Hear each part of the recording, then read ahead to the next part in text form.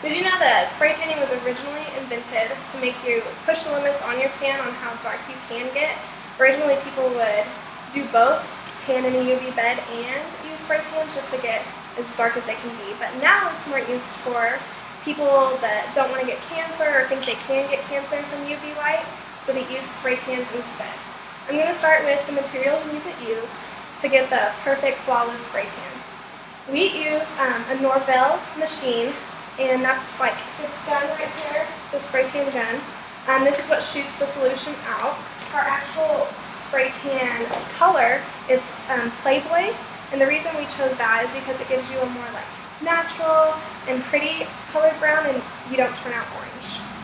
Also, other things you need to have a spray tan are gloves for the person who's getting the spray tan, an apron like I have on today for the person as well who is getting the spray tan, and you need towels because we start in one room and we move to two different others. So we need a towel to cover the person in case they don't have clothes on or in case they just barely have any on.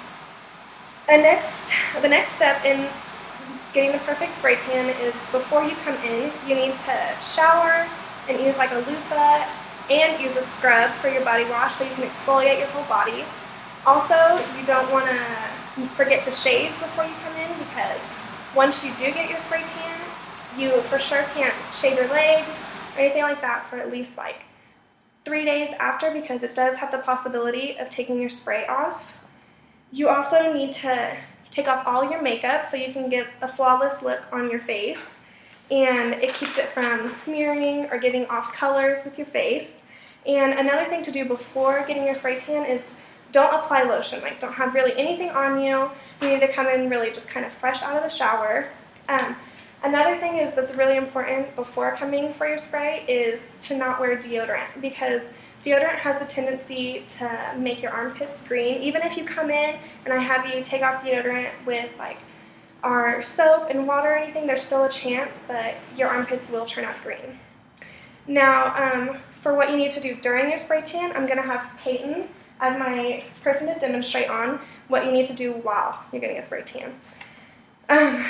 First, you need to just stand kind of straight and don't bend your arms. Be sure your arms aren't touching like the sides of your body or anything like that.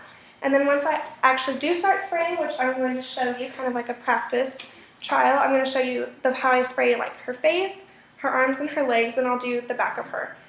So to spray like her face, I would have her stand just how she's standing like this, and I would spray like front of her face, side and side, and then to come down to her arms, I would spray right here like on her chest, and then I'd come straight down her arm, and then I would do her other side of her chest and come straight down that arm as well.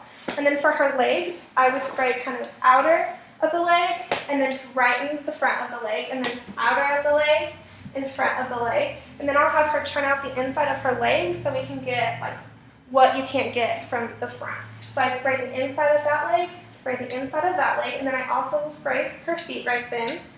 And then I'd come back up and I would spray the insides of her arms. So I'd spray down this arm, and I'd spray down this arm.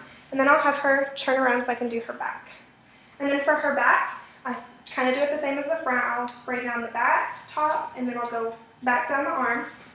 Spray the top left of the back, and then go back down the arm. And then for the backs of her legs, I spray kind of the outer side just a little bit, and then I go just straight on it, and then I do the outer again, and then do straight on it. And sometimes I try to get the inner of the leg as well.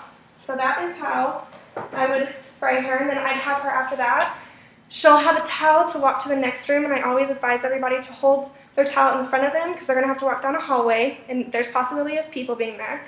So I'll have her hold out her towel like as far as she can so she doesn't bend her arms and get creases.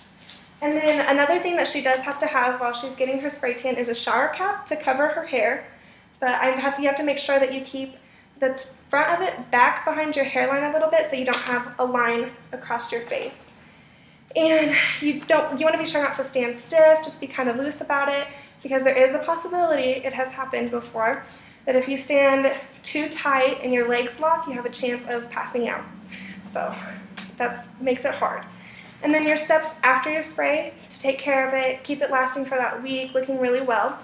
You need to wait 24 hours. We recommend 24 hours before you actually take a shower. We recommend not to go to the gym, don't sweat, and if it's a rainy day or anything like that, be really careful if you're coming in, and because you have the tendency, if you go outside, it can streak when the rain drops. And if you can't actually do the full 24 hours, just go as long as you can, because in that 24 hours, your spray tan is actually just developing. It's getting darker, and so the longer you actually wait, the darker and more of it absorbs into you. But you will notice with your first shower that a lot of the color will come off, but it's just the color that didn't absorb, and you'll still have your tan and everything. And then another thing is to wear loose clothing for like at least the next 24 hours till your first shower, because it does have the tendency to rub off, and on your sheets as well. So you might want to use like older sheets or sleep on a towel, just things like that. And other than that, for your whole first week as well, you don't want to use a loofah for your shower or any scrub. You just want to use like a non-scented soap, body soap, and just lightly scrub your body, and that's it. And then after all that, these are the reasons really why people choose spray tanning, is because it has no lights involved, it has no UVB. It won't cause you cancer. It's odorless. Even people who are pregnant, as she is, can do it. It has no harm to it. Even younger children can do it. Obviously, we can't send them to the stand-up room because it does have UVB in it to let them dry. But we'll just dry her with a fan or something like that. Just takes more time, but does the same results. As well as you can get sprayed every 7 days, so you can keep your spray tan looking well. Like when you see it starting to fade, you can see it, you can just come back in and we'll spray you again right over it and you'll be good. Thank you for listening, and then here's my audience.